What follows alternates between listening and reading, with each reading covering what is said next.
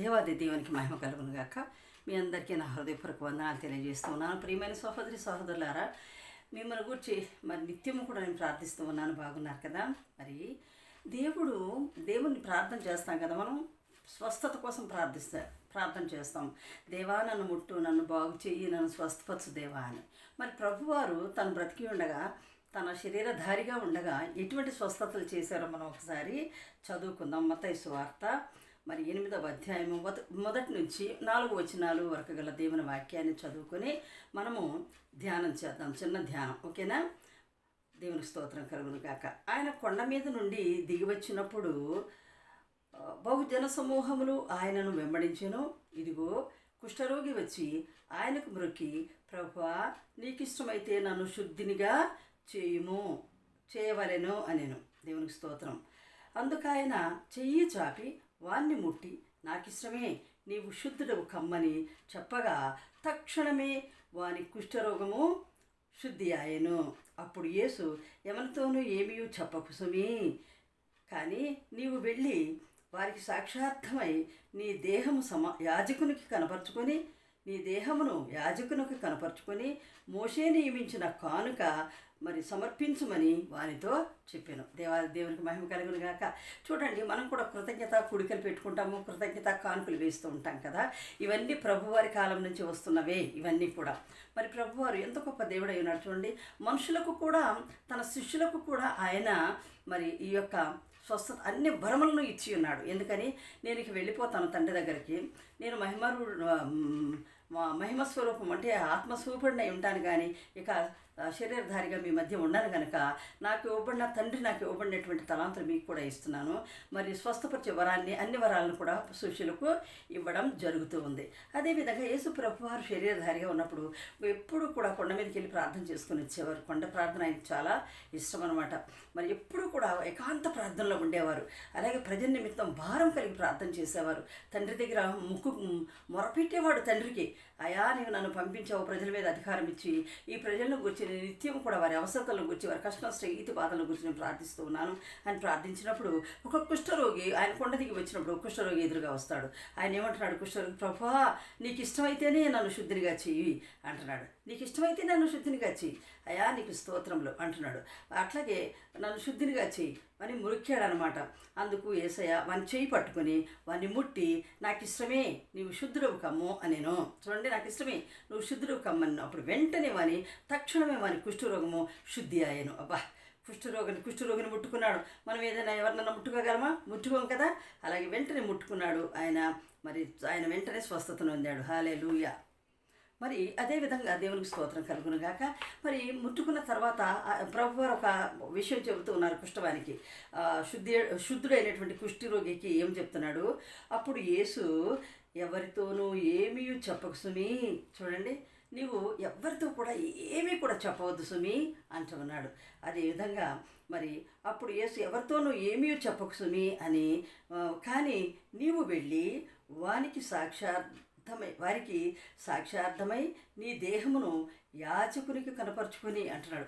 యాజకుడు అంటే యాజకత్వం చేసే వాళ్ళకి వెళ్ళి నీవు మరి దీని విషయం సాక్షార్థంగా నీ దేహాన్ని మరి చూపించు యాజకునికి. అప్పుడు మోషే నియమించినటువంటి కానుకను కూడా నీవు సమర్పించు అని వానితో చెప్పాను. దేవునికి స్తోత్రం కలుగునుగాక. మరి దేవాది దేవుడు ఇచ్చినటువంటి ప్రతి మాట, ఆయన నెరవేర్చినటువంటి ప్రతి మాటను కూడా మరి దేవుడు మరి మన మధ్యలో చూపిస్తూ ఉన్నారు. ఒక గ్రంథముగా లిఖించబడింది. ఆనాటి ప్రవక్తలు వారు మరి ఇదివరకు స్వరం వినేవాళ్ళు పాత నిబంధన సమయంలో. క్రొత్త నిబంధన వచ్చేసరికి యేసుక్రీస్తు వారు ఇచ్చారు కనుక ఆయన స్వరం మనకి ఇప్పుడు ఆయన స్వరాన్ని వినిపిస్తారు. ఆయన మరి పరిశుద్ధాత్మ శక్తి ద్వారా ఆత్మ ద్వారా మనలో ఉండి మనతో మాట్లాడిస్తాడు దేవుడు. దేవునికి స్తోత్రం కలుగునుగాక.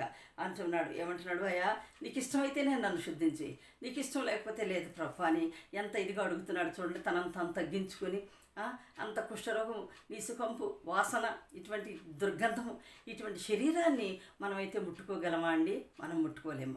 కానీ యేసు ప్రభు వారిని ముట్టుకున్నారు. చూడండి ఎలా అంటున్నాడు, ఏ విధంగా ముట్టుకున్నాడు ఆయన. మరి ఏ విధంగా ముట్టుకున్నాడు? వాని చేయి చాపి వానిని ముట్టి, చూడండి ఆయన చేయి చాపాడు. ఆయన చేయి చాపి వానిని ముట్టి, నాకు ఇష్టమే, నువ్వు శుద్ధుడవు కమ్ము అన్నాడు.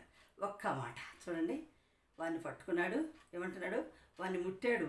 నాకు ఇష్టమే, నువ్వు శుద్ధుడవు కమ్ము అని ఒక్క మాట పలికినా చాలు. అందుకని అంటాడు, ఒక్క మాట పలికినా చాలయ్యా, స్వస్థత వస్తుంది. మరి ఒక్క మాట పలికినా, మరి నాయన ఆపరేషన్లు అయ్యే వాళ్ళకి ఒక్క మాట పలుకు నాయన, మరి నీవుండు ఆ స్థలంలో ప్రభా, నీవుండి ముట్టి స్వస్థపరచు, ఆపరేషన్ నువ్వు జరిగించు ప్రభా అని మనం ప్రార్థన చేస్తూ ఉంటాం కదా. మన విశ్వాసము, మనలో దేవుడు పెట్టినటువంటి విశ్వాసము. విశ్వాసం అనేది ఏంటి? ఎట్లా వస్తుంది మనకి అంటే, వినుట వలన విశ్వాసం వస్తుంది. ఇతను ఏం చేశాడు? దేవుడు తప్పకుండా ముట్టుతాడు యేసుక్రీస్తు వారు అని కొండ మీద నుంచి ఆయన దిగి వస్తూ ఉన్నప్పుడు ఈ కుష్ఠవాడు ఆయనకి ఏం చేశాడు? ఎదురుగా వెళ్ళి ముక్కాడు ఆయనకి. ప్రభా, ఆ ముక్కి నీకు ఇష్టమైతే నన్ను ముట్టుకోదేవా అంటున్నాడు కదా. అప్పుడు ఆయన వెంటనే ఆయన చేయి చాపి అతను ముట్టి, నాకు ఇష్టమే, నువ్వు శుద్ధుడు కమ్మని ఒక్క మాట పలకగానే తక్షణమే అతడు మరి శుద్ధుడాయను. హల్లెలూయా, హల్లెలూయా. అప్పుడు యేసు ప్రభు వారు అంటున్నారు కుష్ఠరోగితే, మరి నువ్వు ఎవరితో కూడా ఏమీ చెప్పొద్దు, ఎవరితో కూడా నువ్వేమీ చెప్పొద్దు. మరి నువ్వేం చేస్తున్నాడు? నీవు వెళ్ళి వారికి సాక్షార్థమై, అంటే అందరికి తెలియబడాలి కదా సాక్ష్యం, ఇది గొప్ప విషయం జరిగింది అని వాళ్ళకి సాక్షార్థమై, నీవు ఎవరికి ఏమి చెప్పకుండా మరి వారికి సాక్షార్థమై నీ దేహాన్ని వారికి కనపరుచుకో అంటున్నాడు. ఎవరికి? వారికి యాజకులకు, యాజకునికి కనపరుచుకో. యాజకుడు ఉంటాడు కదా గుడిలో, యాజకత్వం చేసే మరి యాజకుని దగ్గరికి వెళ్ళి నువ్వు కనపరుచుకో అన్నాడు. అప్పుడు కనపరుచుకున్న తర్వాత నువ్వేం చేయాలన్నాడు దేవుడు. ఏమంటున్నాడు అక్కడ? నీవు వెళ్ళి యాజకునిగా కనపరుచుకొని మోషే నియమించినటువంటి కానుక సమర్పించు అంటున్నాడు. చూసారండి అమ్మ, మోషే నియమించినటువంటి కానుక. అప్పుడు ఏమని నియమించబడింది? నీకు ఏదైనా స్వస్థత కలిగిందా? నీవు అనుకున్నది ఏదైనా జరిగిందా? నువ్వు ప్రార్థించినప్పుడు నీకు ఒక గొప్ప అద్భుతము, ఆశ్చర్యకార్యం ఏమైనా జరిగిందా?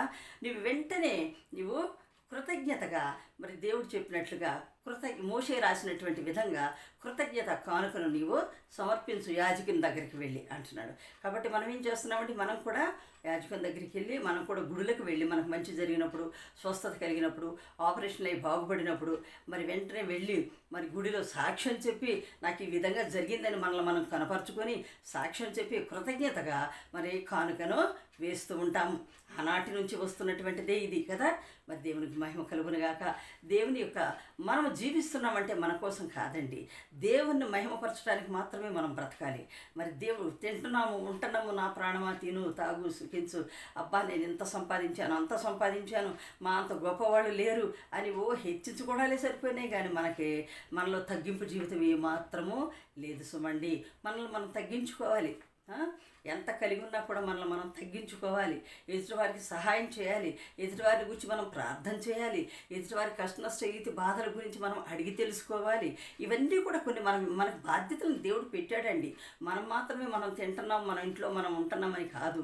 మరి దేవుడు అంటాడు, సర్వలోకానికి వెళ్ళి సర్వలోకానికి సువార్తను ప్రకటించు. సువార్త అంటే మంచి వార్త.